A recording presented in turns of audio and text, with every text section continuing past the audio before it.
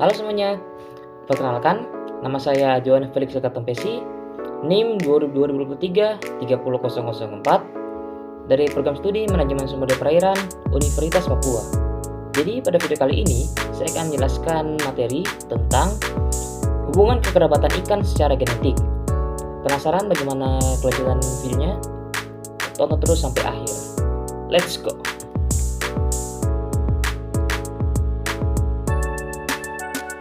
Oke, jadi kita langsung masuk saja ke materi-materinya. Yang pertama sini ada pendahuluan, ada 3 poin. Jadi poin yang pertama, ikan memiliki kekeragaman genetik dan adaptasi yang tinggi. Yang kedua, klasifikasi tradisional atau morfologi sering kurang tepat. Nah, di sini mungkin saya akan jelaskan itu kenapa morfologi itu dibilang kurang tepat. Itu dikarenakan ikan memiliki ciri fisik ataupun bentuk tubuh yang mirip-mirip dengan ikan yang lainnya. Mungkin bentuk tubuh, sirip, dan mungkin ukurannya itu mungkin sama dengan di beberapa ikan lainnya. Sebab itulah kita perlu dengan mengelompokkan atau mengklasifikasi ikan secara genetiknya saja, karena dengan genetik itu kita bisa membedakan antara ikan yang satu dengan ikan yang lainnya.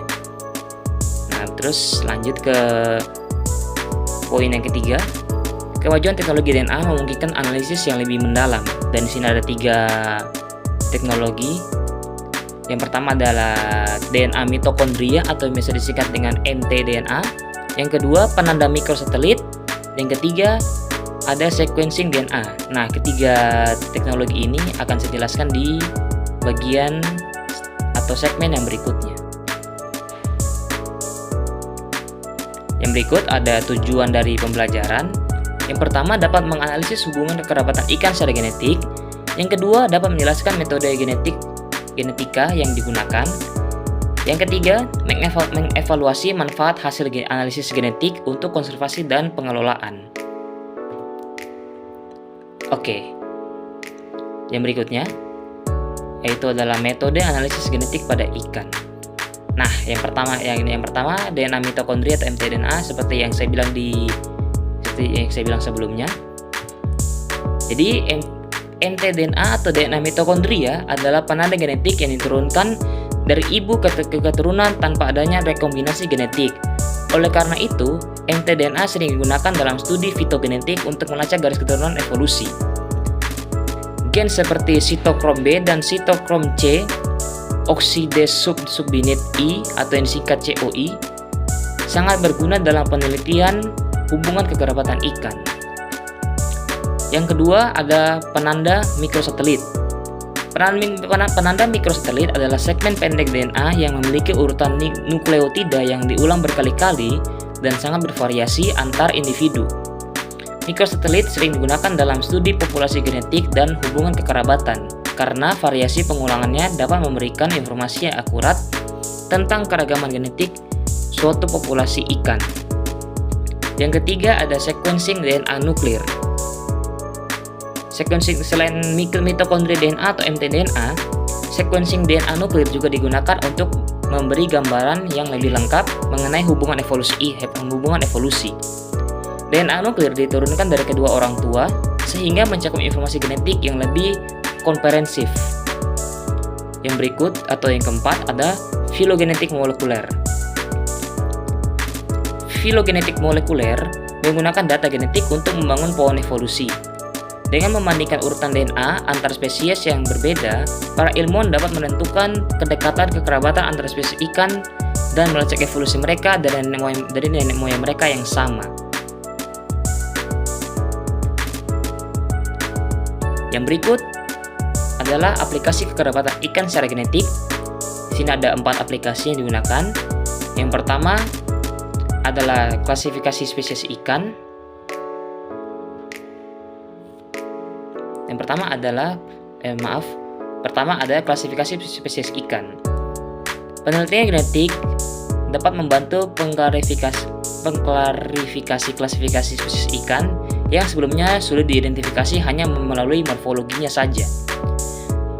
Banyak spesies kritik yang memiliki morfologi yang serupa, tetapi ternyata mereka berbeda secara genetik. Yang kedua adalah pemahaman evolusi.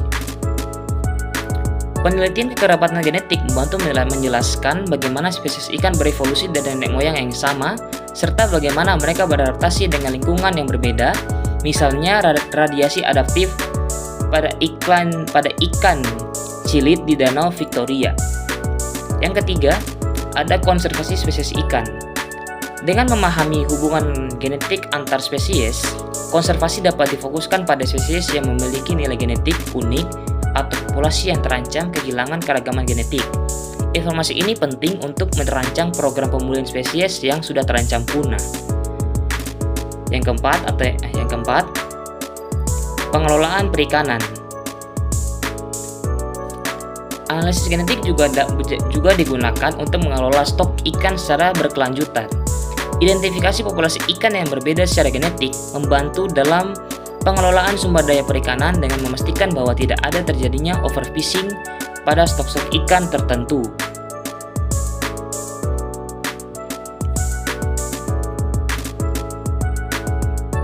Oke, kita masuk ke bagian kesimpulan. Penelitian atau materi tentang kekerabatan ikan secara genetik memainkan peran penting dalam menjelaskan hubungan evolusi dan adaptasi spesies ikan. Dengan menggunakan metode seperti analisis DNA mitokondri atau mtDNA, penanda mikrosatelit, dan filogenik molekuler, para mahasiswa dapat mengidentifikasi hubungan antar spesies secara akurat. Penelitian ini juga dapat memberikan kontribusi besar terhadap upaya konservasi dan pengelolaan perikanan yang berkelanjutan. Oke, mungkin segitu saja untuk video kali ini. Semoga dari materi yang saya sampaikan tadi bisa berguna bukan cuma untuk diri saya sendiri, tapi juga untuk teman-teman yang menonton video kali ini. Akhir dari saya, sekian dan terima kasih. Jika teman-teman suka dengan video kali ini, jangan lupa memberikan like pada video kali ini. Terima kasih dan sampai jumpa di video yang berikutnya. Bye bye.